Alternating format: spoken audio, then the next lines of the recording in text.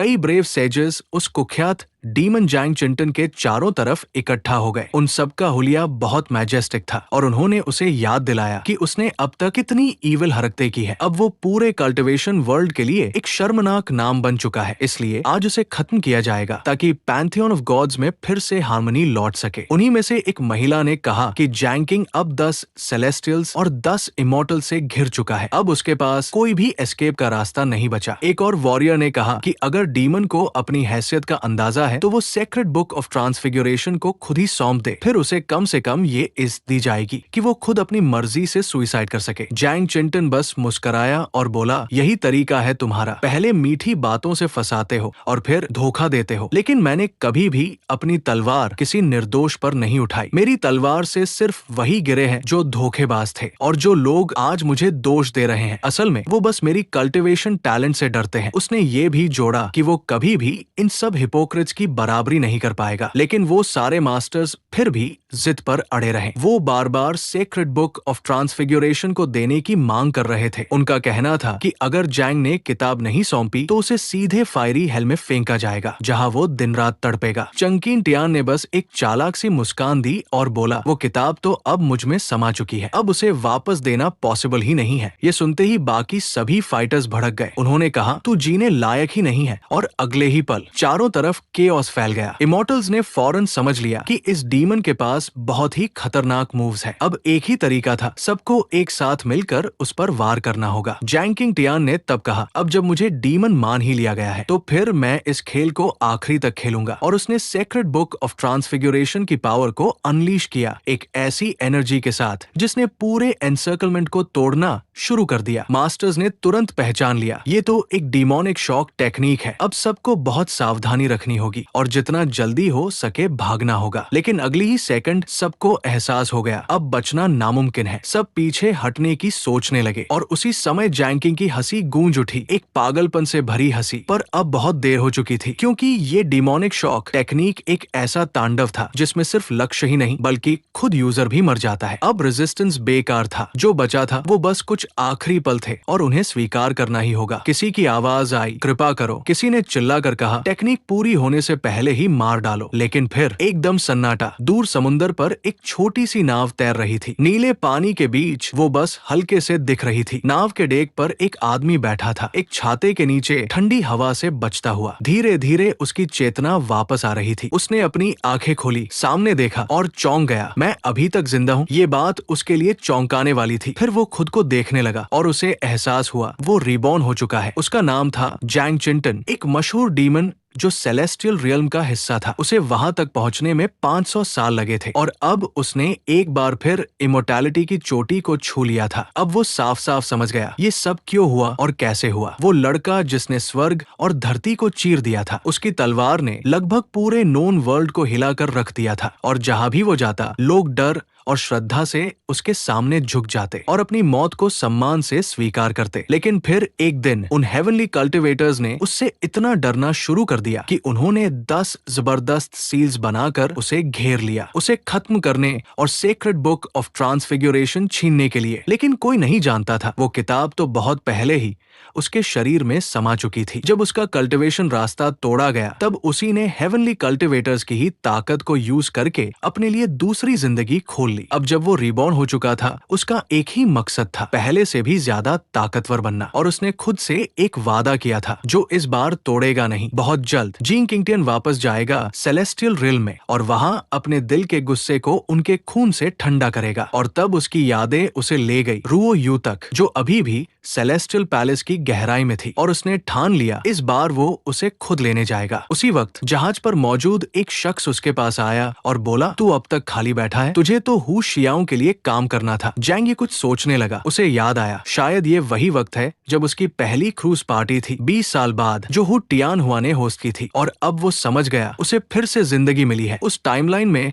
जब वो अभी यूनिवर्सिटी में पढ़ता था और हू टियान हुआ, वो एक घमंडी और क्रूर इंसान था जिसने कभी उसकी गर्लफ्रेंड भी छीन ली थी। हू टियान हुआ ने न सिर्फ जैंग यी की फैमिली को पूरी तरह से बर्बाद कर दिया, बल्कि उस पर खुद झूठा केस भी डाल दिया, जिसकी वजह से उसे $multi-million का लोन अपने ऊपर लेना पड़ा। उसके पापा को अपनी सारी प्रॉपर्टी बेचनी पड़ी और सबसे मदद मांगनी पड़ी इस कर्ज को चुकाने के लिए। धीरे धीरे उनके शरीर में लंग कैंसर फैल गया और इलाज के पैसे न होने के कारण हालत और भी खराब हो गई। एक काली सर्दी की रात ऊपर के कमरे में उनके पापा की मौत हो गई, ठंड से जमकर। इसके बाद कई सालों तक हु टियानहुआ ने जैंग यी को एक छोटे से खदान में बंद रखा, जहां वह दिन रात बिना रुके औरे निकालता रहा। फिर किसी तरह जैंग यी वहां से भागने में कामयाब हुआ और उसे अपने पापा की मौत की असली सच्चाई पता चली। ये जानकर उसने अपने पापा की कब्र के सामने घुटनों पर गिरकर बहुत जोर से रोया। उसके बाद जब वो एक क्रूज शिप पर था, उसने खुद को समंदर में फेंक दिया और अपनी जान ले ली। ऐसा लग रहा था कि उसकी दुखों भरी जिंदगी अब हमेशा के लिए खत्म हो गई है। लेकिन किस्मत को कुछ और ही मंजूर था। किसी रैंडम कोइंसिडेंस के चलते वो ancient continent of the celestials में पहुंच गया, जहां उसने कल्टिवेशन की राह पकड़ ली और आखिरकार डीमन सुप्रीम बन गया। ना जाने कितने टैलेंटेड कल्टिवेटर्स को हराकर। उसके कदमों के नीचे 18 सर्कल्स ऑफ हेल थे और उसके सिर के ऊपर 30 सर्कल्स ऑफ हेवन। एक समय तो ऐसा आया जब उसने आसमान को सहारा देने वाली एक पहाड़ी की तरह खड़ा हो गया और तभी से पूरी दुनिया जैंकिन टियान के नाम से डरने लगी, उसके गुस्से से कांपने लगी। इसी दौरान उसके पास खड़ा उसका साथी थोड़ा परेशान हो गया, क्योंकि जैंग यी कुछ भी सुन नहीं रहा था और बस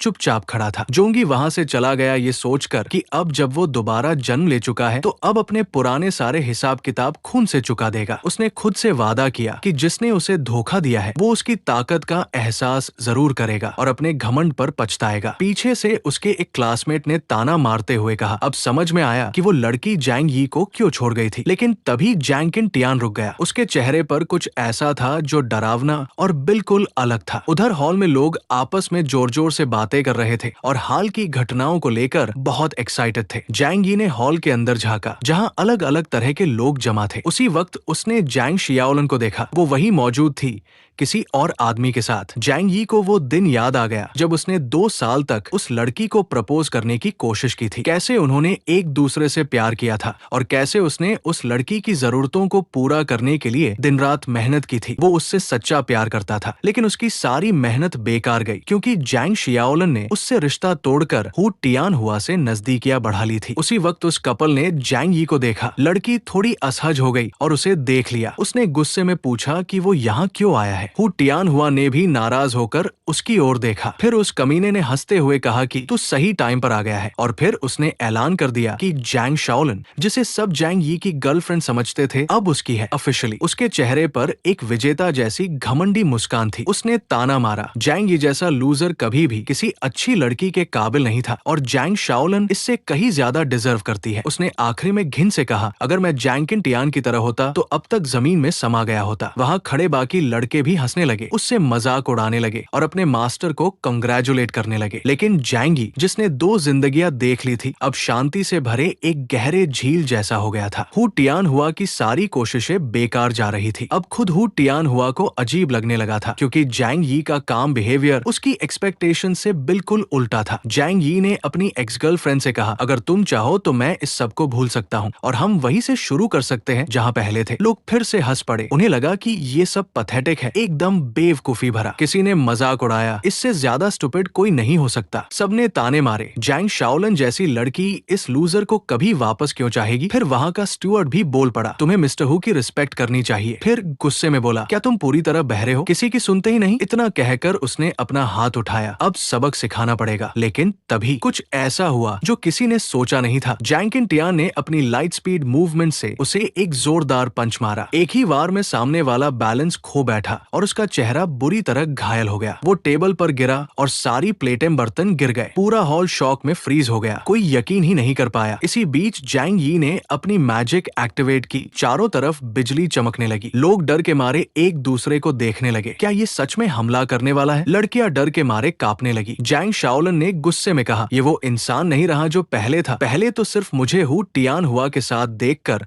उसने सुसाइड कर लिया था। अब जैंग शियाओलन खुद हैरान थी, ये कैसे इतना काम रह सकता है। जैंग यी को अब यकीन हो गया था कि शायद वो लड़की वापस नहीं आएगी और आखिरी में उसने कहा, मैं बस उम्मीद करता हूँ कि तुम्हें कभी मेरे फैसले पर पछतावा ना हो और तुम्हें दोबारा कभी मेरे सामने घुटनों पर गिरकर माफी मांगनी ना पड़े। लेकिन उसने उसे धोखा दे दिया और अब जब वो इमॉर्टल की बॉडी में दोबारा जन्म ले चुका है तो सब कुछ बदल गया है। अब सब कुछ अलग होगा और हाँ, फन भी जारी रहेगा। हु टियानहुआ अब गुस्से से पागल हो रहा था। था। जिस लड़के ने उसके आदमी को मारा था वो अब उसके सामने खड़ा होकर उसे घूर रहा था, बिल्कुल बेखौफ अंदाज में। गुस्से में आकर उसने जैंग यी को जबरदस्ती घुटनों पर गिरकर माफी मांगने को कहा, वरना उसे इस बात का जिंदगी भर पछतावा होगा। और फिर उसने सीधा धमकी दे डाली, मैं तुझे समुद्र में फेंक दूंगा जहाँ मछलियाँ तुझे चबा जाएंगी। चंग शॉलिन भी बोली, जैंग यी बहुत आगे निकल गया है, मुझे कभी नहीं लगा था कि वो इतना बदतमीज इंसान बन जाएगा। उसकी बेस्ट फ्रेंड ले ने भी बीच में कहा, इसका बिहेवियर बहुत रेकलेस है, जैंग शाइन को इसे पहले ही छोड़ देना चाहिए था। एक लड़की तो हंसते हुए कहती है, लील का बॉयफ्रेंड भी इससे 100 गुना बेटर है, ये तो सीधा मार्केट से उठाया गया लड़का है। कुछ लोग जैंग यी के सस्ते कपड़े देखकर ताना मारते हैं, ऐसे लड़के को यहाँ एलिट जगह में एंट्री कैसे मिली। तभी एक लड़की ने सबको चुप रहने को कहा, हम सब क्लासमेट्स हैं, क्या पता जैंग यी ने उसे मारा ही ना हो, शायद उसने ही पहले शुरू किया हो। उस लड़की का नाम था एन यूनुया, वो हमेशा से कंसिडरेट और काइंड थी जैंग चिनटियन के लिए। पिछले जीवन में वो दोनों बहुत करीब थे। हीरो को अब भी याद है कि अनुनुया के दिल में उसके लिए कुछ ज्यादा ही था, लेकिन तब वो जैंग जियाउन के पीछे पागल था। उधर हु टियान हुआ ने फिर जोर से कहा, अगर जैंग यी ने मेरे आदमी को मारा है तो अब वो बच नहीं सकता, ये उसकी आखिरी चांस है, माफी मांग ले वरना तुझे मैं फिश फूड बना दूंगा। अब टीचर मांग भी बोल उठे, तुरंत माफी मांगो वरना अंजाम बहुत बुरा होगा। उधर जैंग शॉइन सोच रही थी, एक्स बॉयफ्रेंड क्यूट था पर इस दुनिया में रूल पैसे वालों का है और ये तो सीधा गरीब निकला, मैंने सही फैसला लिया। लेकिन तभी जैंग यी ने बिल्कुल काम एक्सप्रेशन में कहा, मैं माफी नहीं मांगूंगा बल्कि अब स्वर्ग का क्रोध तुम्हारे ऊपर बरसेगा। हु टियान हुआ जोर से हंस पड़ा, क्या ये रद्दी लड़का सच में स्वर्ग को बुला रहा है, इसकी बातें ब्लफ लग रही है। तभी अचानक शियाओचन ने कहा, अब सब ध्यान दे। हीरो ने अपना हाथ हवा में उठाया और तभी उसकी हथेली से मैजिकल एनर्जी की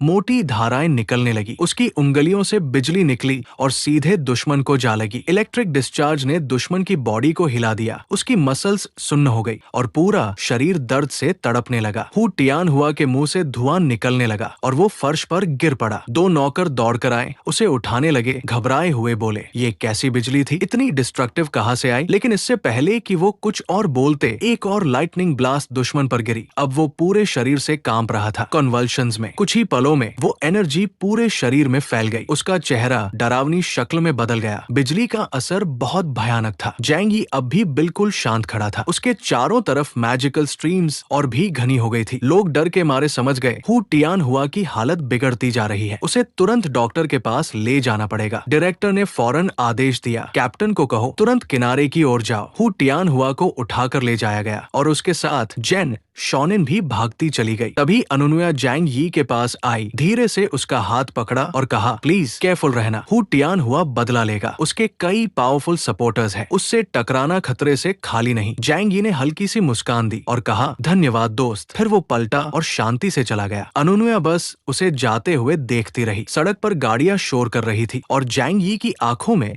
सिर्फ भारी सोचें घूम रही थी। सेक्रेड बुक ऑफ ट्रांसफिग्यूरेशन ने उसे दोबारा जीवन दिया था, लेकिन बदले में उससे कुछ बेहद जरूरी छीन लिया। उसकी पिछली जिंदगी की सारी ताकतें अब चली गई थी। अब उसके पास केवल थोड़ा सा डिमोनिक ची बचा था, वो भी इतना कम कि मुश्किल से कोई मामूली काम ही कर पाए। उसे याद आया, वो डिमोनिक ची उसने एक एंशिएंट बेरियल साइट से पाया था, जहाँ सेलेस्टियल्स की कब्रें थी। लेकिन अब लगता है कि सारी पावर गायब हो चुकी है, सिर्फ एक झलक, एक परछाई बची है। कुछ देर बाद कार एक कंट्री सेमेट्री पर पहुंची, सुनसान, डरावना जंगलों से घिरा हुआ। जैंग यी ने पैसे दिए और ड्राइवर को धन्यवाद कहा, लेकिन तभी ड्राइवर ने रुककर उससे कहा, बेटा यहाँ मत उतर, अंधेरा होने वाला है, ये जगह ठीक नहीं है, चल वापस ले चलता हूँ तुझे। ड्राइवर ने चिंता भरी नजर से उसकी तरफ देखा। जैंग यी ने कहा, मैं संभालूंगा, घबराने की जरूरत नहीं, मुझे पता है मैं क्या कर रहा हूँ। ड्राइवर उसे जाते हुए देखता रहा, सोचता रहा, आजकल के लड़के कुछ सुनते ही नहीं। अगर मुझे पता होता कि ये लड़का उस भूतिया कब्रिस्तान जा रहा है तो मैं कभी ना लाता, वहाँ हर महीने कुछ ना कुछ डरावना होता है, मुझे यहाँ से तुरंत निकल जाना चाहिए। उधर जैंग यी कब्रों के बीच से धीरे धीरे चलने लगा। वो टूटी फूटी कब्रों को देखता रहा। उसे याद था पिछली जिंदगी में वो इमोर्टैलिटी के पीछे भागा, लेकिन सेलेस्टियल्स ने उसे डीमन कहकर हमेशा के लिए निकाल दिया। लेकिन इस बार वो सच्चा डीमन बनेगा और अपनी ताकत खुद के डीमोनिक ची से हासिल करेगा। लेकिन उस शक्ति को एक्टिवेट करने के लिए उसे चाहिए गुस्सा। यही वो बेस है जिससे उसकी पूरी ताकत निकलती है और ये गुस्सा पैदा हो सकता है रिजेंटमेंट, एंजाइटी या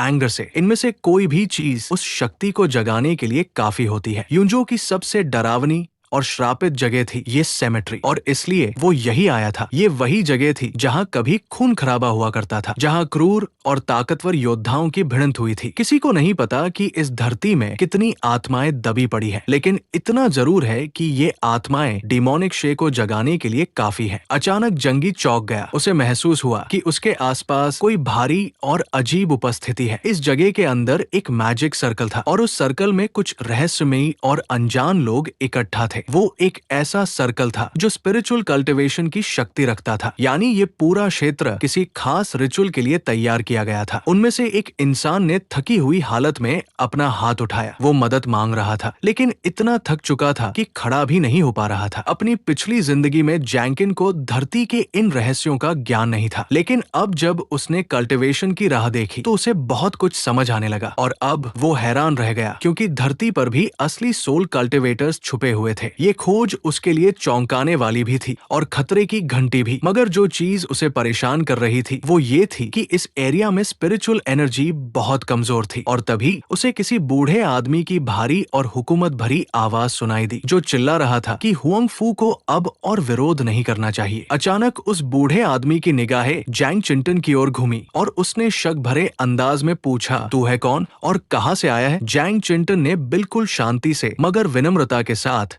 जवाब दिया, मैं तो बस यहाँ से गुजर रहा था, मुझे इग्नोर करो, तुम लोग अपना रिचुअल जारी रखो। लेकिन अगले ही पल उसकी ओर जादुई लहरें घूमने लगी, जो ऊपर की तरफ उठती जा रही थी और बहुत तेजी से। मगर वहाँ मौजूद जादूगर को ये बात हजम नहीं हुई। उसने तुरंत आदेश दिया, इस लड़के को रोक दो। गुस्से में जादूगर ने पूछा, क्या तुम सच में सोचते हो कि ऐसे ही चुपचाप निकल सकते हो? जैंग यी ने पीछे मुड़कर एक ठंडी और घृणा से भरी नजर डाली और बोला, क्या ये आदमी सच में सोचता है कि वो मुझे रोक सकता है? उसकी आंखों में आग थी और एक ऐसी नफरत जो छुपी नहीं जा सकती थी। जादूगर का चेहरा सख्त हो गया। उसे अब लग रहा था कि ये लड़का जितना दिखता है उससे कहीं ज्यादा खतरनाक है। और जब वो लड़का इतनी अकड़ दिखा रहा था तो जादूगर ने फैसला कर लिया, अब इसे छोड़ा नहीं जाएगा। उसने बोला, मैं तुझे जिंदा जला डालूंगा। और फिर उस बूढ़े ने पूरी ताकत से जादुई आग की धाराएं छोड़ दी, जो सीधी जैंग यी की तरफ जा रही थी। वो आग इतनी खतरनाक थी कि हुआंग फू कांपते हुए बुदबुदाया, छिप जा, ये स्पिरिचुअल फायर है, अगर ये किसी को छू गई तो सीधी मौत। लेकिन जैंग किंगटियान वही खड़ा रहा, बिल्कुल शांत, न कोई डर न कोई हरकत। उसी सर्कल में खड़ी लड़की ने डर के मारे अपने दादाजी की ओर देखा और बोली, क्या ये लड़का सच में मरना चाहता है? जादूगर हंस पड़ा। उसे लगा ये लड़का तो डर के मारे जम ही गया है। उसने घमंड से कहा, अब ये नासमझ लड़का अगले जन्म में जाएगा, कोई इसे नहीं बचा सकता। मैजिकल फायर आगे बढ़ी और हुआंग फू ने हार मानते हुए कहा, सब खत्म, कोई चेना से नहीं लड़ सकता, जो पास जाएगा मारा जाएगा। लेकिन तभी आग के बीचों बीच से एक शैतानी हंसी सुनाई दी और उसमें से जैंग चिंटन का सिलहुट बाहर निकला। वो बोला, शायद किस्मत भी आज मेरे साथ है, क्योंकि ये स्पिरिचुअल फायर ही तो वो प्योर की है जो डिमोनिक पावर एक्टिवेट करने के लिए बिल्कुल परफेक्ट है। उसने अपने हाथ ऊपर उठाए और पूरी डार्क एनर्जी को कंसंट्रेट करके जमीन की तरफ छोड़ा, एक जोरदार धमाके के साथ। अपनी पिछली जिंदगी में इसी जगह पर उसने पहली बार डिमोनिक ची हासिल किया था और तभी गलती से उसके हाथ एक अनजान जादुई ताकत लग गई थी, जिसका उसने खुद नाम रखा था, चिंटन टेक्निक। और वो इसे बिना किसी मेहनत के अपनी कल्टीवेशन को बढ़ाने में यूज करता रहा। अब चेन ने मजाक उड़ाते हुए कहा, अपनी ताकत बेकार मत गवा, मैंने ये स्पिरिचुअल फायर सदियों में तैयार किया है, ये तब तक नहीं बुझेगी जब तक सामने वाला सिर्फ राख न बन जाए। लेकिन अब वो खुद डरने लगा था, क्योंकि सामने से जो एनर्जी आ रही थी वो कुछ और ही थी। जैंग यी कुछ नहीं बोला, बस अपनी आंखें बंद कर ली और अपनी इनर पावर को डायरेक्ट करना शुरू किया। उसके हाथ में एक मैजिक बॉल बनने लगी, जिसमें अब तक की सारी डिमोनिक ची इकट्ठा हो रही थी। और अगले ही सेकंड उसने इस एनर्जी को एक्टिवेट किया, जिससे आसपास की पूरी स्पेस चिल्लाते हुए फट पड़ी। हर दिशा में शक्तिशाली लहरें दौड़ गई और वो सारी ताकत उसकी हथेली में आकर समा गई। इतनी भयानक ताकत देखकर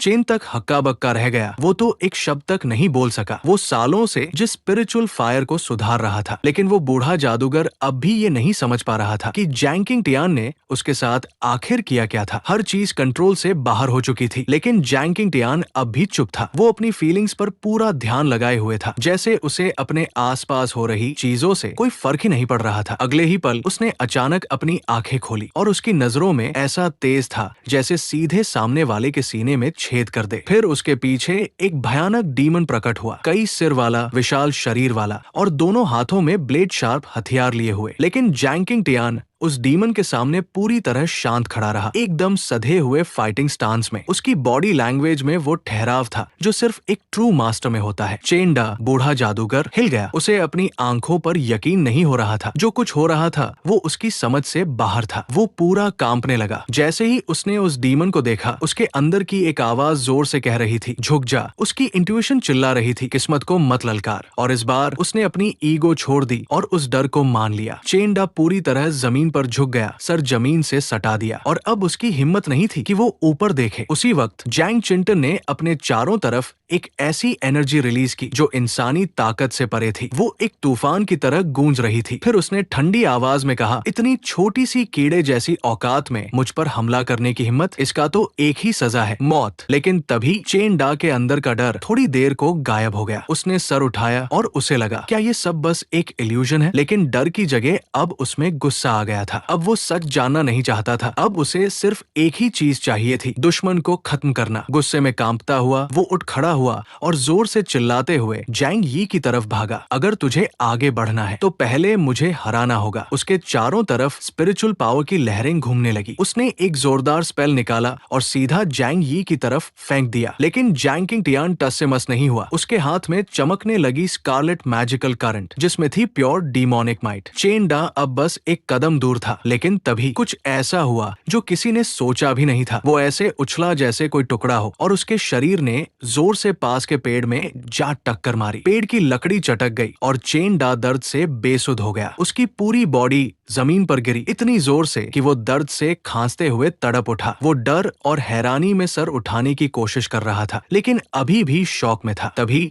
उसने खुद को समेटते हुए थोड़ा हिम्मत दिखाई और कहा, तुम मुझे नहीं मार सकते, मैं थंडर क्लाउड माउंटेन का केयरटेकर हूँ। लेकिन जैंग यी ने बिना कुछ कहे सिर्फ हाथ उठाया। उसके हाथ में मैजिकल फायर जल उठा। उसे सामने वाले की पहचान या उसके पद से कोई मतलब नहीं था। एक जलता हुआ तीर उसकी हथेली से निकला और हवा को चीरता हुआ सीधा चेंडा की तरफ बढ़ा, एक सजा की तरह। जादुई आग ने चेंडा को सिर से पैर तक घेर लिया। वो वही जड़ हो गया, हिल तक नहीं पाया। जैंग यी ने शांत लेकिन सख्त आवाज में कहा, जो पश्चाताप नहीं जानता वो दया के काबिल नहीं। उसकी मौत पर कोई अफसोस नहीं करेगा। तभी वहाँ मौजूद बचाए गए लोगों में से एक इंसान अचानक चिल्लाया। उसने हाथ जोड़कर गंभीरता से गुजारिश की, कृपया रुक जाओ। उसकी आवाज में सच्चा दर्द और डर था। जैंग किंग टियान ने थोड़ा घूमकर उसकी तरफ देखा। वो आदमी अपना नाम बताता है, मेरा नाम है हैंग फू कुंग है। इस जादूगर ने मुझे धोखा दिया था, मैं तो बस मरने ही वाला था। जैंग यी चुपचाप उसे सुनता रहा, फिर धीरे से पीछे मुड़कर चलता बना और जाते जाते बस इतना कहा, मैंने तुम्हारी मदद शुक्रिया के लिए नहीं की थी, मेरे लिए तो ये कुछ भी नहीं था। लेकिन हैंग फू चिहाई अपनी कृतज्ञता दिखाते हुए बोला, अगर तुम्हारे पास रहने की कोई जगह नहीं है तो तुम मेरे पास रह सकते हो। लेकिन जैंग किंग टियान ने उस ऑफर को ठुकरा दिया। वो किसी भी तरह की अननेसेसरी ऑब्लिगेशंस लेना नहीं चाहता था। उसी वक्त उनके साथ खड़ी एक यंग गर्ल ने उसकी तरफ मुड़कर जोर देकर कहा कि वो रुके और उसकी बात सुने। उस लड़की ने उसे इग्नोरेंट तक कह दिया और पूछा, क्या तुम सच में नहीं जानना चाहते कि मेरा ग्रैंडफादर कौन है और किससे पंगा ले रहे हो? लेकिन तभी उस लड़की के दादा ने उसे तुरंत डांट दिया। उसने गुस्से में कहा, ज्यादा उछलो मत, ये लड़का हमारी जान बचा चुका है, उसे रिस्पेक्ट देना सीखो। लेकिन लड़की पीछे नहीं हटी। उसने ऐलान कर दिया कि हैंग फू परिवार की परंपरा नहीं है कि वो किसी पर उधार छोड़ दे। और उसने जैंग यी से कहा, अपनी कीमत बताओ। जैंग यी ने हल्के से हंसते हुए पूछा, सच में तुम लोग चाहते हो मैं अमाउंट बताऊं? और फिर उसने चेतावनी दी, जो कीमत मैं बोलूंगा तुम लोग अफोर्ड भी नहीं कर पाओगे। उसने बताया कि अपनी पास्ट लाइफ में एक बार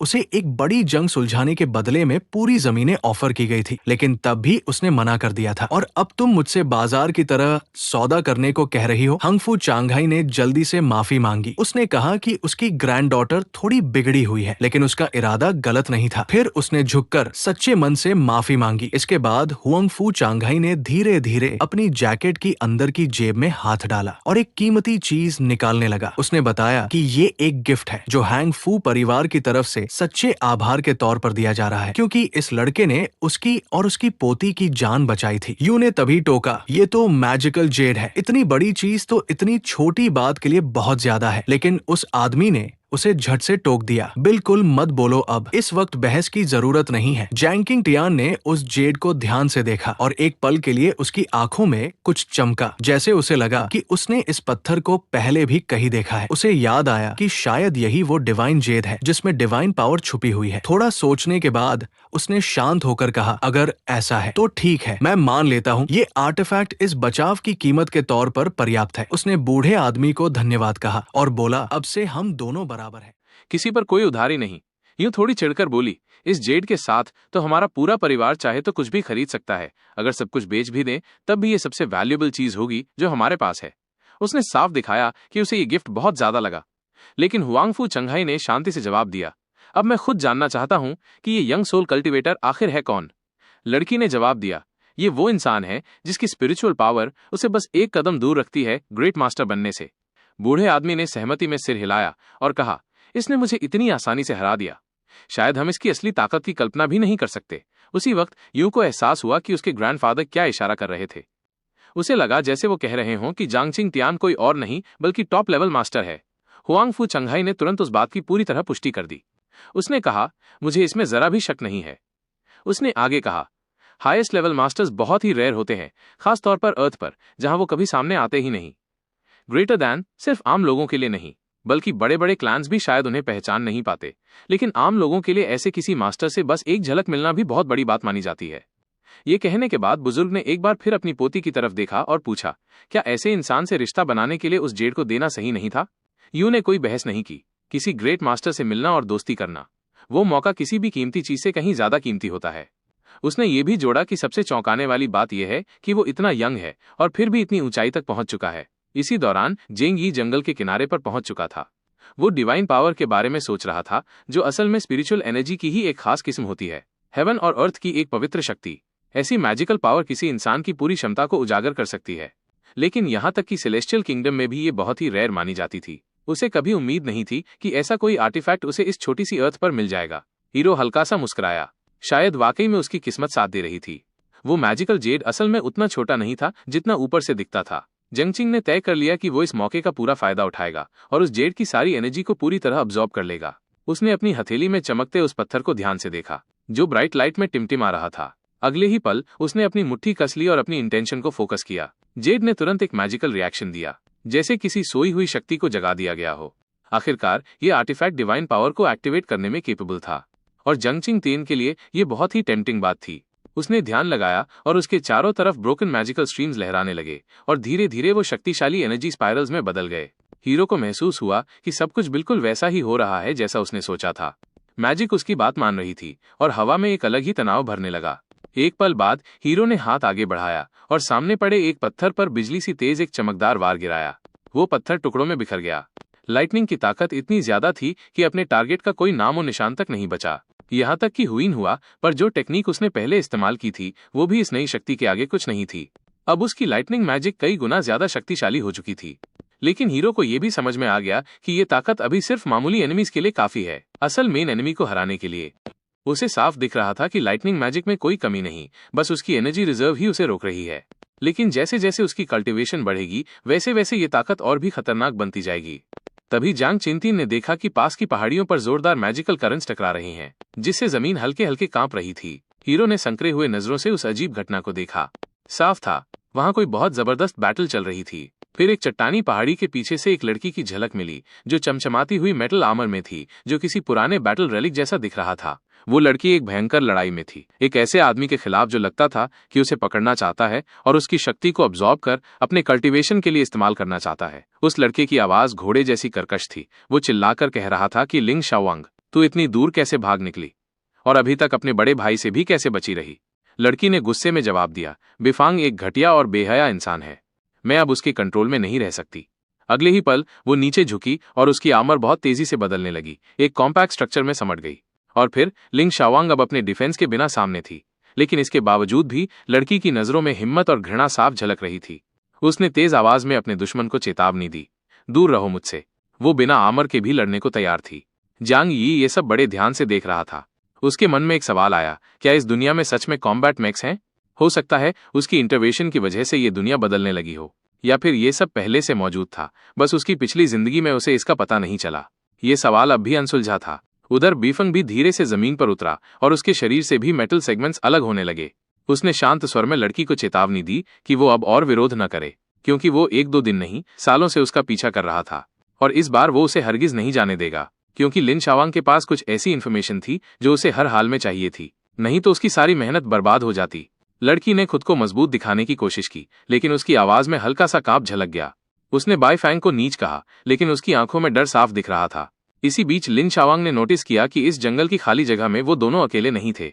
वहां एक और अजनबी खड़ा था, शांत, स्थिर। बिना वक्त गवाए वो उस अनजान आदमी की तरफ तेजी से भागी। उसे उम्मीद थी कि शायद वही उसकी मदद करेगा, वही रक्षा देगा जो अब तक कोई और नहीं दे पाया। वो उस अजनबी से हाथ जोड़कर बोली, मैं पूरी तरह अनार्म्ड हूं, इस बदमाश से अकेले नहीं निपट सकती। बाई हंस पड़ा, मजाक उड़ाते हुए बोला, इतनी नाइव हो तुम? क्या तुम्हें सच में लगा कि कोई तुम्हारे लिए ढाल बन जाएगा? उसने भी जंगचिंग तियन को ऊपर से नीचे देखा और कहा कि यह आदमी तो बहुत ऑर्डिनरी दिख रहा है, खुद की रक्षा भी नहीं कर पाएगा। बाई ने फिर कहा, एक असली मर्द को लड़ाई के लिए बैटल सूट की जरूरत नहीं होती, एक पंच ही काफी है। उसने लिन शाओवांग को चेतावनी दी, अगर तुमने विरोध जारी रखा तो नतीजे बेहद खतरनाक होंगे। लड़की ने गुस्से में जवाब दिया, तुम जैसे नीच इंसान के सामने मैं झुकने वाली नहीं हूं। और फिर उसने जांग से धीरे से कहा, तुम चले जाओ, अगर तुम बीच में पड़े तो पछताओगे। ब्योंग ने यह सुना तो हंसते हुए कहा, तुम्हारी हालत तो देखो, तुम घायल हो, तुम्हारा आर्मर टूट चुका है, अब तुम मेरा क्या बिगाड़ोगी? वो लड़की के पास आया और बोला, तुम्हें तो शुक्रगुजार होना चाहिए कि मैंने तुम्हें चुना है, अब सब तय हो चुका है, कोई बहाना, कोई मदद तुम्हें बचा नहीं सकती। लिन शाओवांग ने जोर से उसे जाने देने की भीख मांगी, लेकिन उसमें अब इतनी ताकत नहीं बची थी कि वो खुद को बचा सके। बीफंग ने ठंडी मुस्कान के साथ उसे याद दिलाया, तुम हमेशा मुझे रिजेक्ट करती रही, घमंड दिखाया, अब इसकी कीमत चुकाने का वक्त आ गया है। इसी पल जांग यी धीरे धीरे उन दोनों की तरफ बढ़ने लगा। उसकी आंखें गंभीर थीं और चाल बेहद ठोस। वो शांत लेकिन मजबूत आवाज में बोला, उस लड़की से अभी दूर हट जाओ। अगले ही सेकंड उसका हाथ गुस्से से कस गया। ब्योंग ने घृणा से पूछा, क्या तू मुझसे इस लहजे में बात कर रहा है? वो आगे बढ़ा और गुस्से में चिल्लाया, तूने जो कहा उसे फिर से दोहरा। जंगचिंग तियन ने उसी शांति से जवाब दिया, अगर जिंदा रहना चाहता है तो अभी और यहीं से निकल जा। बाई जोर से हंस पड़ा, मानो उसने कोई मजाक सुना हो। उसे पूरा भरोसा था कि सामने वाला एक बेवकूफ है जिसे नहीं पता कि वो किससे पंगा ले रहा है। बाई बोला, साउथ साइड तक में कोई मुझसे इस तरह बात नहीं करता और तू करेगा, तुझे बहुत पछताना पड़ेगा। जैसे ही उस बदमाश ने अपना मुक्का झटका, उसका मुक्का सीधा जुंग चिंटिन की तरफ गया, लेकिन अगली ही सेकंड वो पलट गया। बीफंग ने चेहरा बचाने की कोशिश की और कहा कि सामने वाले की ताकत में तो कुछ भी खास नहीं है, लेकिन जंगटेन ने एक शब्द भी कहे बिना उसके हाथ को सख्ती से पकड़ लिया। अगले ही पल उसने एक ऐसा मूव मारा कि बीफंग उल्टा हवा में चला गया और सिर के बल झाड़ियों में गिरा। जोरदार धूल का गुबार उठ गया। बीफंग जमीन पर पड़ा रह गया, एकदम हक्का बक्का, जैसे समझ ही नहीं पा रहा हो कि हुआ क्या। जांग यी धीरे धीरे आगे बढ़ा, जैसे देखना चाहता हो कि सामने वाला असल में कितना दम रखता है। बीफंग गुस्से से बोला, अब ये लड़का गया काम से और अपनी घड़ी का मैकेनिज्म एक्टिवेट कर दिया। एकदम से उसके शरीर पर मेटल प्लेट्स लगने लगी और वो कुछ सेकंड में ही एक भारी भरकम कॉम्बैट मैक में बदल गया। उसकी बॉडी का साइज बड़ा हो गया और वो बदला लेने के लिए पूरी तरह तैयार था। वो बोला, अब इस बेवकूफ को असली ताकत का एहसास होगा। लिन शाओवांग ने घबराते हुए चेतावनी दी कि ये जो मशीन है ये बाई फैमिली की टॉप 10 में से एक है और सुपर मजबूत मेटल से बनी है। लेकिन जेंग यी एकदम शांत था, न कोई डर न घबराहट। और अगले ही पल उसने बिजली जैसी स्पीड में दुश्मन को आगे बढ़ने से रोक दिया। उसने पूरी सहजता से बीफंग की उंगली तोड़ दी, जैसे वो कोई पतली सी लकड़ी हो। लिन शाओवांग की आंखें फटी की फटी रह गईं, क्योंकि ये मशीन जिस मेटल से बनी थी उसकी उंगलियां तो इसकी असली ताकत थी और वो चूर चूर हो गईं। बीफंग बौखला गया और गुस्से में मुक्कों से हमला करने लगा, लेकिन चांगचिंग तियान ने बिना ज्यादा मेहनत किए हर अटैक को ब्लॉक किया और बड़ी हिकारत से उसकी तरफ देखा। बीफंग समझ नहीं पा रहा था कि हो क्या रहा है। वो तो सोचता था कि वो बहुत ताकतवर है। उधर लिन शाओवांग पूरा सीन घबराहट और हैरानी से देख रही थी और सोच रही थी कि जंगल में जिस अजनबी से वो टकराई वो इतना ताकतवर निकलेगा, ये उसने सोचा भी नहीं था। बीफंग अब और नहीं झेल पाया, गुस्से में गालियां दी और एक हथियार निकाल लिया ताकि सामने वाले को उड़ा सके। कुछ ही पल में उसने एक जबरदस्त प्रोजेक्टाइल फेंका, लेकिन जांग यी ने सिर्फ हल्की सी बिजली की तकनीक का इशारा किया और उसके चारों ओर मैजिकल करंट्स चमक उठे। एक ही बार में बीफंग जमीन से कई मीटर दूर जा गिरा और इस बार वो बुरी तरह चकनाचूर हो चुका था। वो जैसे तैसे उठा, लेकिन तब तक बहुत देर हो चुकी थी। अब उसने एक बार फिर आग का गोला छोड़ा, एक फ्लेम स्ट्रीम सीधा जांग यी की तरफ। लेकिन जांग यी वही खड़ा रहा, बिना पलक झपकाए, जैसे सामने कोई आग नहीं, बस हवा का झोंका हो। अगले ही पल एक जबरदस्त धमाका हुआ, आसपास की जमीन हिल उठी। लिन शाओवांग ने डर के मारे अपनी आंखें बंद कर लीं और चेहरा हाथों से ढक लिया। और वहीं बीफंग जोर से हंस पड़ा। उसे पूरा यकीन था कि अब ये नकली हीरो असली विलन की तरह जलकर राख हो चुका होगा, लेकिन बीफंग को यकीन था कि अब तो वो लड़का मारा गया है, और अगर वो लड़का मारा गया है और अगर वो भाग जाता तो शायद जान बच जाती। लिन शाओंग की आंखों में आंसू भर आए थे और उनमें एक सच्चा, बिना किसी मिलावट का डर साफ झलक रहा था। उसने कांपते हुए सोचा, ये सब मेरी वजह से हो रहा है, और ये लड़का जो इस सब में शामिल ही नहीं था अब शायद मर गया हो। उसकी आत्मा में पछतावे की एक गहरी लहर उठी। उधर बीफंग पूरे आत्मविश्वास से हंसते हुए बोल पड़ा, मर गया वो गुस्ताख, हा हा हा। लेकिन तभी गहरे धुएं के बीच से एक शांत आवाज आई, तू मुझी की बात कर रहा था क्या? ये थी जांग किंग तियन की आवाज। बीफंग का चेहरा सुन्न पड़ गया। नहीं, ये कैसे हो सकता है? ये तो मेरी सबसे ताकतवर और विनाशकारी हमला था। ये बंदा कैसे बच गया? पर जांग किंग ने ठंडे लहजे में कहा, अब तेरी बारी है असली वार सहने की। अगले ही पल उसने दिव्य बिजली की शक्ति को बुलाया। चारों तरफ जादुई करंट चमक उठे और देखते ही देखते बीफंग की भारी फौलादी आर्मर के टुकड़े जमीन पर गिरने लगे। अब वो बिल्कुल असहाय खड़ा था, कांपते हुए खांसते हुए बोला, ये कैसे हुआ? तूने मेरी वो आर्मर तोड़ दी जिसकी कीमत मेरी जान से भी ज्यादा थी। जंग यी ने एकदम ठंडी निगाहों से पूछा, बस मरने से पहले इतना ही बोलना है तुझे? बीफंग गुस्से में दांत पीसते हुए बोला, तू जानता नहीं मैं कौन हूं। मेरे पीछे बहुत बड़ी ताकत है, तू मुझे मार नहीं सकता। लेकिन अगले ही पल उसे खुद महसूस हो गया, अब बचना नामुमकिन है। जांग यी ने पूरी ताकत से एक पंच मारा। बीफंग कई मीटर दूर जाकर गिरा। जमीन से टकराते ही उसकी बोलती बंद हो गई। फिर बीफंग लड़खड़ाया, उठने की कोशिश की और बोला, तूने मुझे छुआ कैसे? जांग यी शांत होकर बोला, तेरी मौत उसी दिन तय हो गई थी जब तूने मेरे रास्ते में आने की सोची थी। बीफंग ने हाथ जोड़कर माफी मांगी, लेकिन जांग यी ने एक सेकंड की भी देरी नहीं की और सब खत्म कर दिया।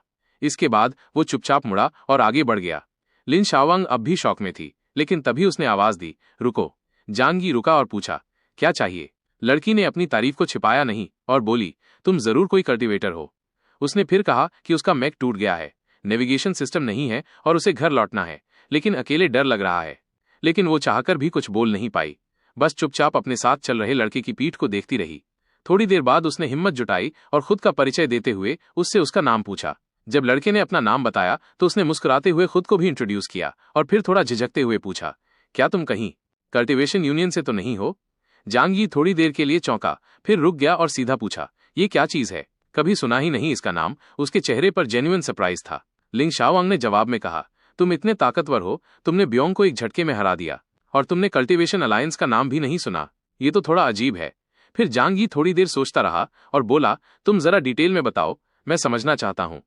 लिन शाओवांग ने समझाना शुरू किया, ये कल्टीवेशन यूनियन एक बहुत बड़ी ताकत है। इसमें वो लोग शामिल होते हैं जो कल्टीवेशन में हाई लेवल तक पहुंच चुके हैं। इनका टॉप एशेलॉन बहुत मिस्टीरियस और अनप्रेडिक्टेबल होता है। कहते हैं इनका इन्फ्लुएंस पूरी दुनिया में फैला हुआ है, पर इसमें शामिल होना बहुत मुश्किल है। सिर्फ गिने चुने लोगों को ही ये ऑनर मिलता है। वैसे तुम्हारी स्ट्रेंथ देखकर लगता है तुम्हारे लिए तो ये कोई मुश्किल बात नहीं होगी। उसने आगे बताया, पर एक और बड़ी ताकत है, एक्सॉल्टेशन लीग। ये लोग जेनेटिकली मॉडिफाइड और मेक वॉरियर्स से बने होते हैं, कल्टीवेटर्स, और इनका हमेशा से टकराव चलता आया है। एक्सॉल्टेशन लीग ने कई बार कल्टीवेशन यूनियन को दबाया है। जांग यी गहरी सोच में चला गया। उसने मन में सोचा, पिछली जिंदगी में ना कल्टीवेशन यूनियन था ना ही एक्सॉल्टेशन लीग। इसका मतलब इस दुनिया में अब बहुत कुछ बदल चुका है।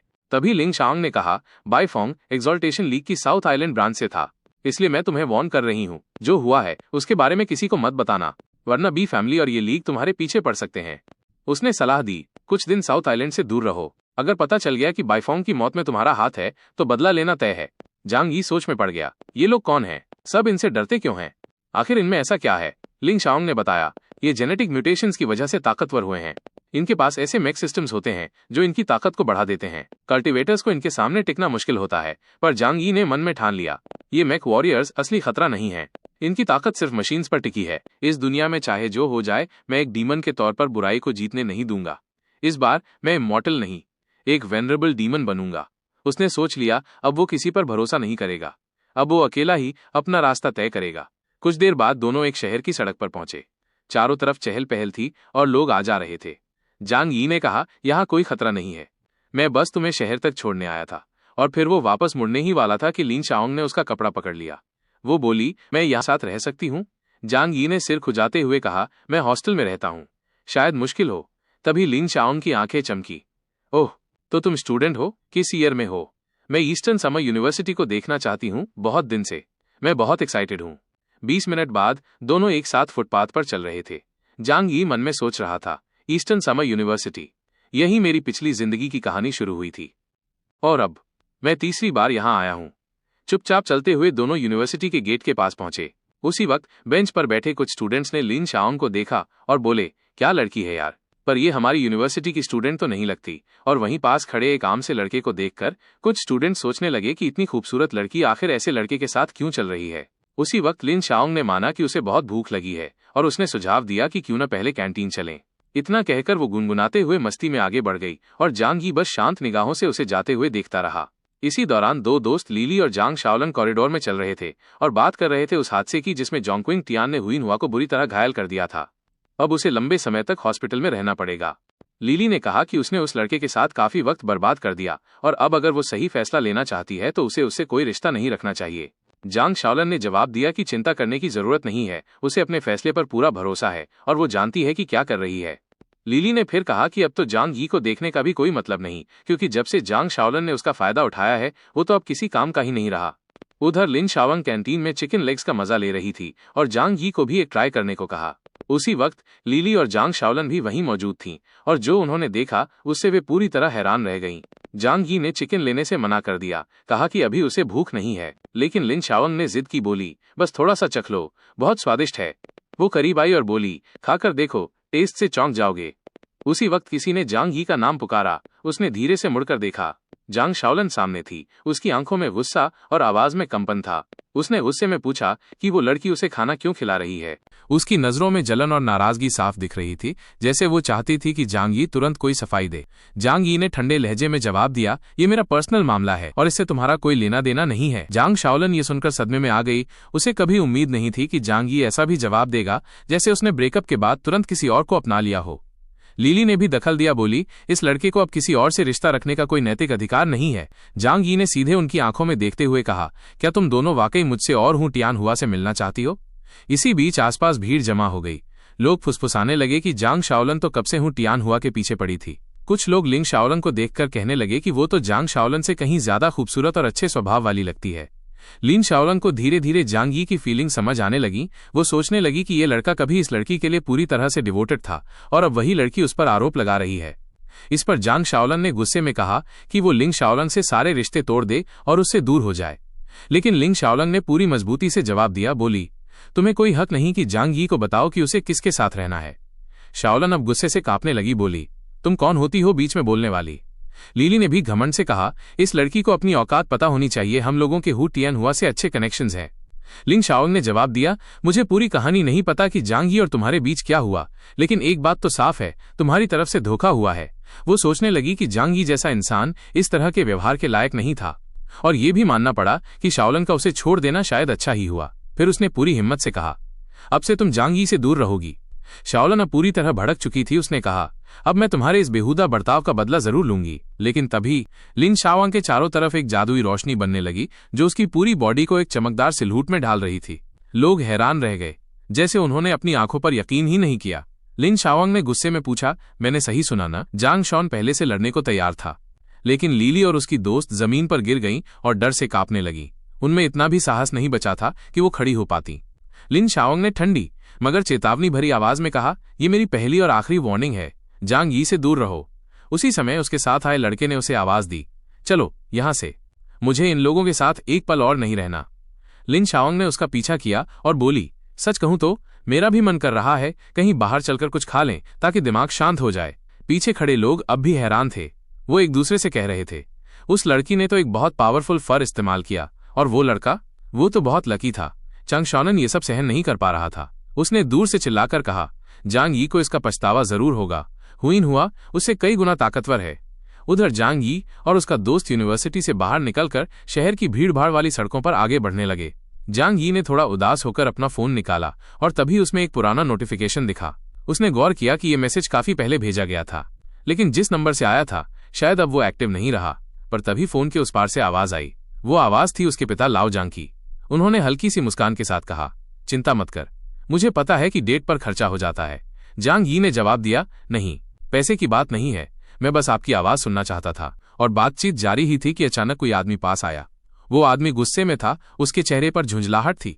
उसने कड़क आवाज में कहा, लाओ जांग, कामचोरी बंद करो और छत पर जाओ, वहां रॉड चढ़ानी है। जांग यी फोन पर सुनकर अलर्ट हो गया और पूछा, पापा ये शोर कैसा है? लाओ जांग ने जवाब दिया, कुछ नहीं बेटा, बस थोड़े काम चल रहे हैं। और फिर उसने कहा, मैं जल्दी ही यूंजो जा रहा हूं अपने एक पुराने दोस्त से मिलने, फिर तुझसे भी मिलूंगा। फोन कट गया। जांग यी ने मुस्कुराकर आसमान की ओर देखा और सोचा, दुनिया भले बदल गई हो, लेकिन पापा अब भी वैसे ही हैं और यही बात हिम्मत देती है। लेकिन उधर बॉस गुस्से में चीख पड़ा, अगर दोबारा काम छोड़कर फोन पर बात की तो सीधे एचआर को रिपोर्ट कर दूंगा। लाओ जांग ने धीरे से कहा, वो मेरा बेटा था, मैं मना नहीं कर सका। पर बॉस ने झटक कर कहा, मुझे वजह नहीं सुननी, सिर्फ काम चाहिए। उधर जांग यी और लिन शाओवांग साथ चल रहे थे। वो लड़की थोड़ी दूरी पर धीरे धीरे चल रही थी। तभी लिन शाओवांग ने कहा, अगर तुम्हारे पास पैसे नहीं हैं तो मैं उधार दे सकती हूँ। जांग यी ने बिना देखे जवाब दिया, अगर तुम्हारे पास पैसे हैं तो होटल चली जाओ, मेरे पीछे क्यों आ रही हो। लड़की ने उसका हाथ कस के पकड़ लिया और बोली, क्या सच में तुम मेरे साथ नहीं चलना चाहते। जांग यी ने ठंडी निगाहों से सिर हिलाया, नहीं, मुझे दिलचस्पी नहीं है। लेकिन लड़की की आवाज अब भी डरी हुई थी, मैं बहुत डरी हुई हूं और अकेली नहीं रह सकती, कम से कम मुझे होटल तक छोड़ दो, मैं इतनी आसानी से तुम्हें नहीं छोड़ूंगी। थोड़ी सोच के बाद जांग यी ने हामी भर दी, क्योंकि उसके पास और कोई चारा नहीं था। उसे अपनी पिछली जिंदगी याद आई जब वो एक डीमन लॉर्ड था। उसे एक गॉडेस से प्यार हुआ था और पूरी दुनिया उस रिश्ते के खिलाफ थी, लेकिन वो लड़की उसके साथ डटी रही। उसने अपने बगीचे में उगाई केओस डिवाइन पोशन उसे दी थी ताकि उसकी सेहत ठीक हो सके। जाते वक्त उसने कहा था, मैं लिए हुआन की दुनिया में टेस्ट देने जा रही हूँ, मुझे मिस मत करना, मैं मेहनत करूंगी ताकि एक दिन तुम्हारे लायक बन सकूं। अब वे दोनों बिछड़ चुके हैं, लेकिन जांग यी ने वादा किया था, मैं एक दिन जरूर लौटूंगा। उसने फैसला कर लिया था, किसी भी हाल में मैं उसे फिर ढूंढ निकालूंगा। इसी सोच में दोनों होटल पहुंचे। लिन शाओवांग ने कहा, चलो अंदर चलो, ये मेरी बहन का होटल है। लेकिन तभी एक सिक्योरिटी गार्ड सामने आ गया। उसने रुकने का इशारा किया और गुस्से से पूछा, तुम कौन हो और यहाँ क्यों आए हो। जांग यी ने शांत स्वर में कहा, हम यहाँ रात रुकने आए हैं। गार्ड ने शक से देखा और पूछा, बुकिंग है। लिन शाओवांग थोड़ी घबरा गई, नहीं, बुकिंग नहीं की। लेकिन तभी लिन शाओवांग ने साफ कहा कि उसे लगा था कि यहाँ आने के लिए बुकिंग की जरूरत नहीं होगी। इस पर सिक्योरिटी गार्ड ने घमंड से कहा, यह शहर का सबसे एलीट होटल है, बिना रिजर्वेशन के यहाँ कोई दाखिल नहीं हो सकता। तभी एक चश्मा पहने हुए आदमी वहां आया और बोला, ये दरवाजे पर इतनी आवाज किस बात की है। उसका नाम था वैन बेड, और जैसे ही उसने जांग यी को देखा उसका चेहरा बदल गया। उसने पूछा, कहीं हम पहले मिल चुके हैं। फिर खुद ही बोला, मैंने इसके बारे में बहुत सुना है, यही वो लड़का है जिसने हु टियान हुआ का सामना करने की हिम्मत की थी। सिक्योरिटी गार्ड ने मैनेजर वोंग को बताया कि ये लोग बस एक रात ठहरने आए हैं।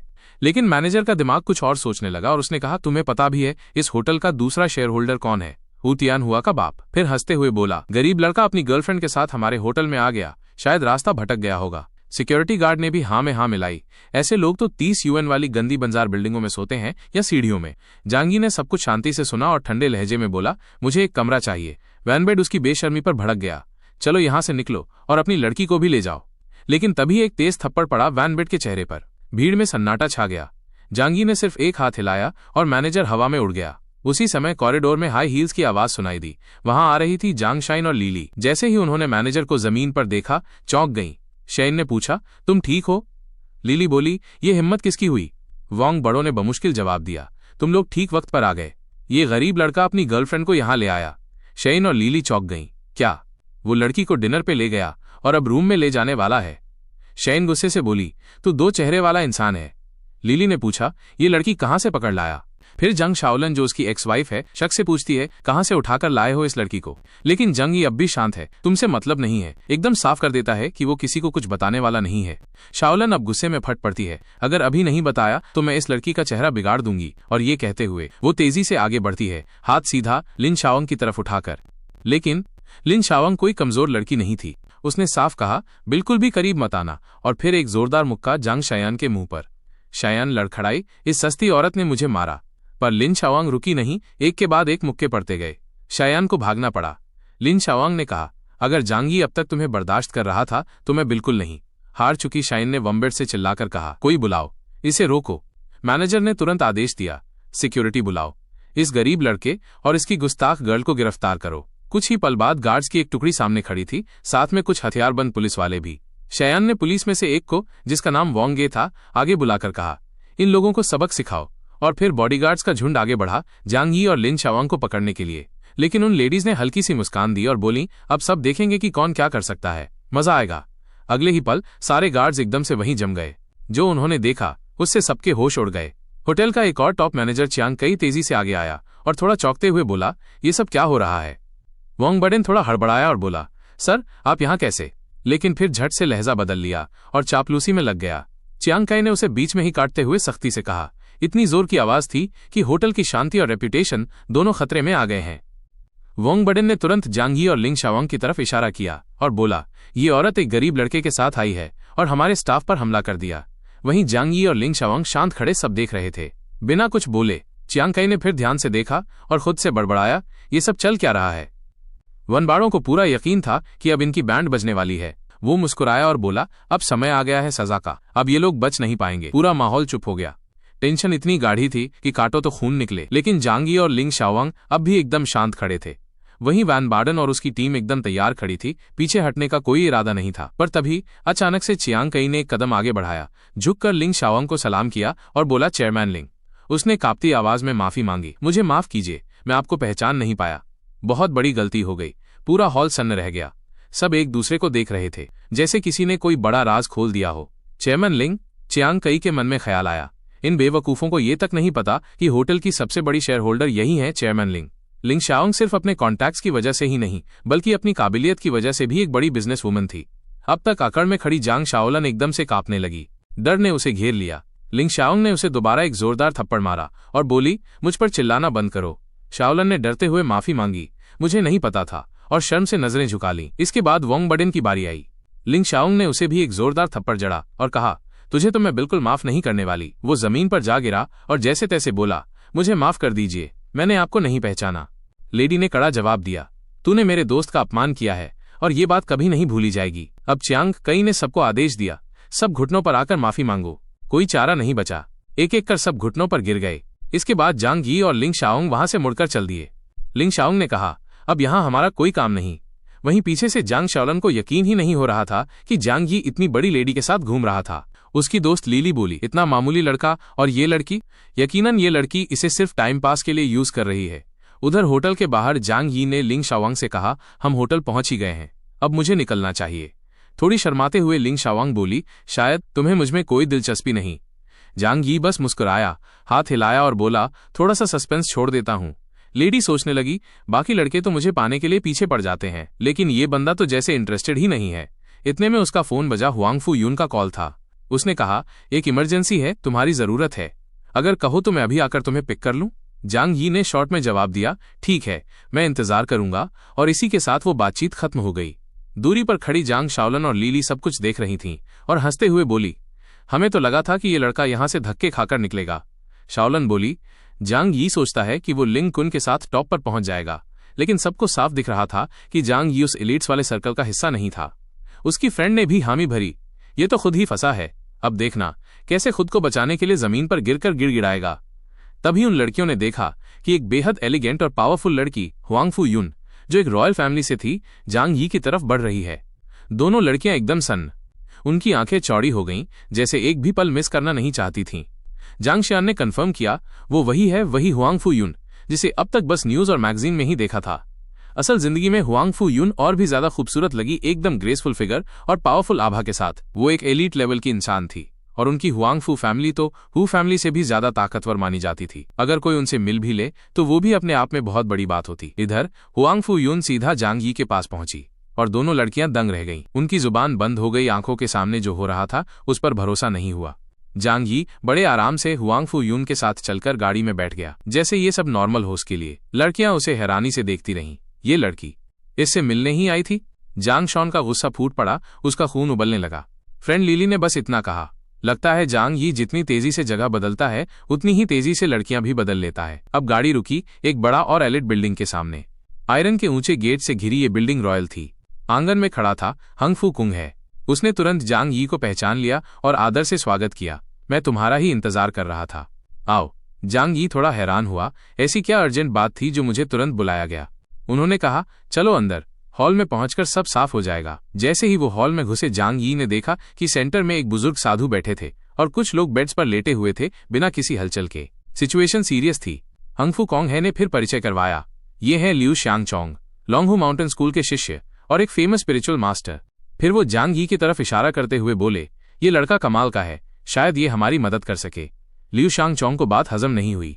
वो बोले, आजकल ढेरों धोखेबाज घूम रहे हैं, थोड़ा पैसा बचाने के चक्कर में जाल में फंसना बेवकूफी है। तो दोस्तों, आज का वीडियो यहीं खत्म होता है। मुझे पूरा यकीन है कि आपको ये वीडियो काफी अच्छा लगा होगा। और हाँ, अगर आप इसी तरह सपोर्ट दिखाते रहेंगे तो आगे भी ऐसे ही शानदार वीडियो आते रहेंगे। लेकिन अगर आप सपोर्ट नहीं दिखाओगे तो सच बताऊं, थोड़ा सा मन भी टूटता है। आपका छोटा सा सपोर्ट मुझे बड़ी मोटिवेशन देता है, जिससे मैं और बेहतर वीडियो बना पाता हूं। अब बात करते हैं कि आप मेरा सपोर्ट कैसे कर सकते हो। बहुत सिंपल है, 2 तरीके हैं। पहला, आप मुझे सुपर चैट भेज सकते हो, जितना दिल करे उतने का, वो आपका प्यार होगा। दूसरा, बस वीडियो को एक लाइक कर दो और नीचे एक प्यारा सा कमेंट छोड़ दो। आपका एक प्यारा कमेंट मेरे लिए बहुत मायने रखता है। और हाँ, अगले वीडियो में मैं 2 कमेंट्स पिक करने वाला हूं, तो अच्छा और दिल से कमेंट जरूर करना, ठीक है? और कमेंट करते वक्त ये भी जरूर बताना कि आपको वीडियो का एक्सप्लेनेशन कैसा लगा और मंगा को आप कितनी रेटिंग देना चाहोगे। तो चलिए मिलते हैं एक और नए और मजेदार वीडियो में। तब तक के लिए बाय बाय।